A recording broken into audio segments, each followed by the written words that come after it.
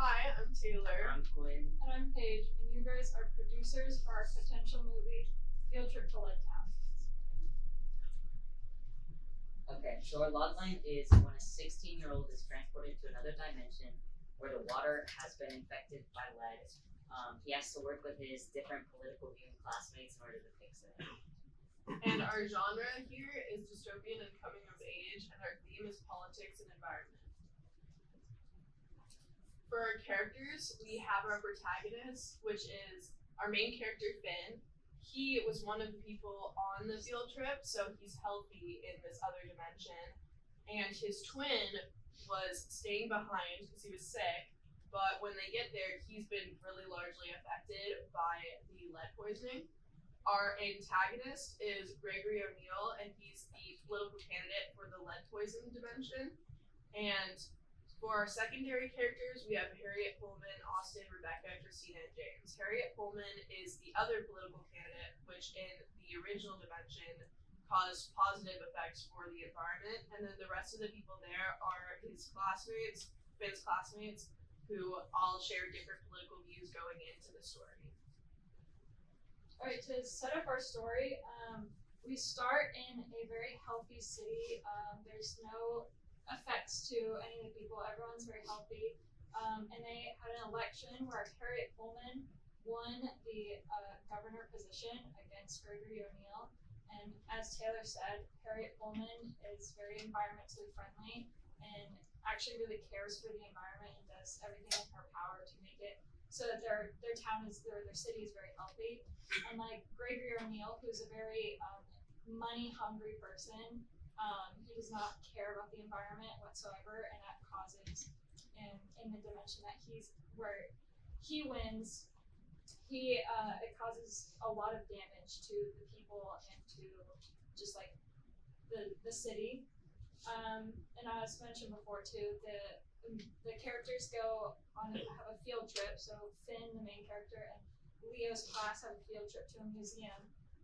But Leo stays home because he has a bit of a cold and he doesn't really want to make the rest of his class sick, and he doesn't have the energy to go, so he stays home while Finn goes on the field trip with his class.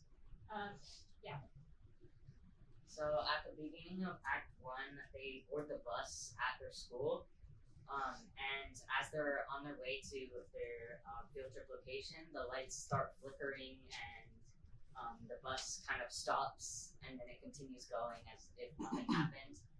But instead of going to their field trip location, they end up just going back to the school. And when asked about it, like when they asked the bus driver about it, the bus driver says, "Oh, you already went to the museum." But they were like, "No, we didn't."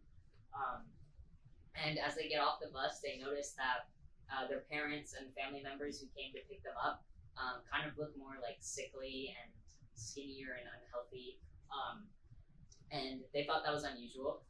But as Finn went home, he noticed that the buildings are more run down, everything's kind of cracked, there's a lot of dust and dirt, and as he goes and visits his brother, he noticed that his brother is wheelchair bound because he has been affected by lead poisoning and his nervous system has kind of been compromised.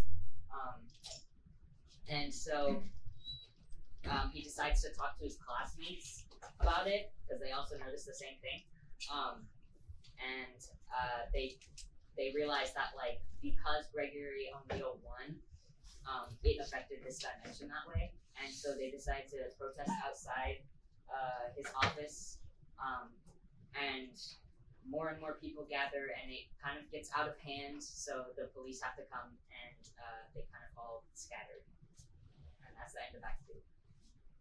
Alright, and the kids really wanted to make a difference in this town, and we kind of want you guys to think if they were able to make a difference in the other dimension, or if the dimension has stayed the same and is untouched. And then in terms of our questions, we also wanted to think about would they return to their original universe, or will they be kind of stuck there until they fix the issue? And then the other question would be, can they even make a difference because of their age? So that kind of leads us into our research papers.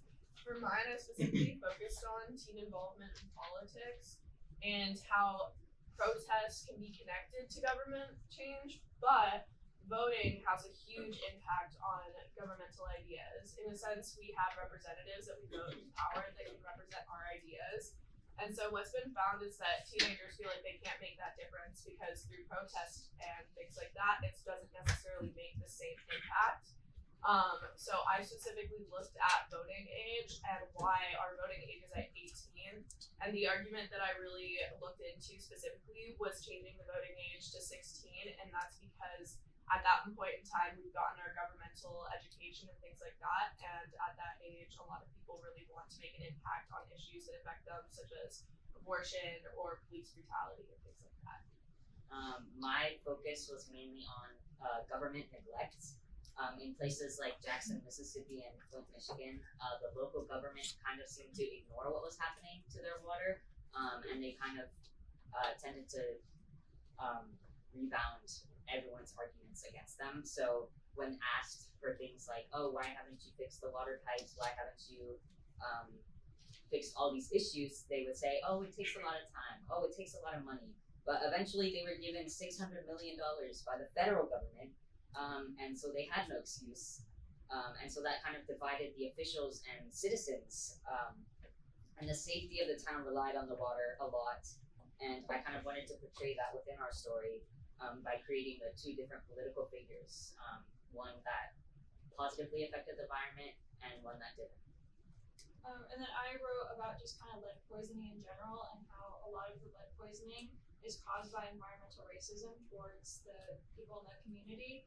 And it also causes, like Quinn said, he kind of researched the same part about there's a ton of untrust towards their government. And in Flint, Michigan specifically, their government didn't listen to the citizens at all. The citizens actually brought up to the government saying that the water did not seem right, and the government just completely ignored them until there was actual fatal effects to the citizens. That's when the government kind of stepped up and was like, oh, maybe we should do something. And this connects to our story because it's just about the political leaders and also just I did a lot of research on what the actual fatal effects are, what the effects of lead poisoning are, and that kind of contributes to, helps with our story so we know exactly what it is. Any questions?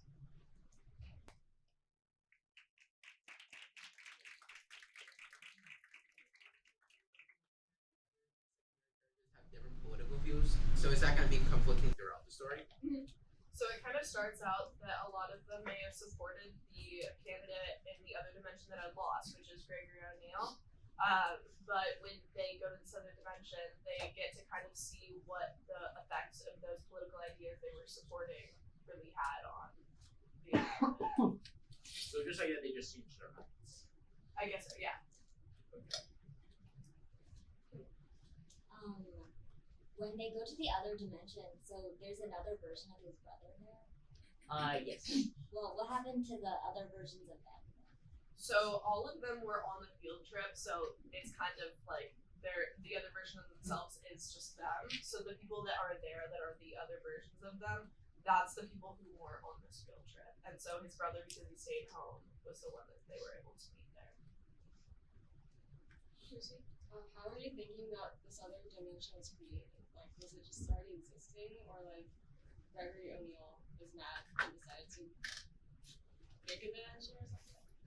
We were kind of thinking that this already existed and that they just accidentally through the tunnel that they traveled in on their bus to the museum, it was actually like a portal that they got teleported into this dimension. It seems like a magical school bus story for teens who you're trying to awaken into some political activism. It's like magical school bus meets environmental racism. That's an interesting combination. Sorry to say this again, but I just have a theory that this is more like an alternate universe kind of story. Like they go to an alternate timeline where Gregory O'Neill lives. Yeah, exactly. I feel like all decisions made kind of make separate paths, and they just happen to kind of cross between the paths that were made.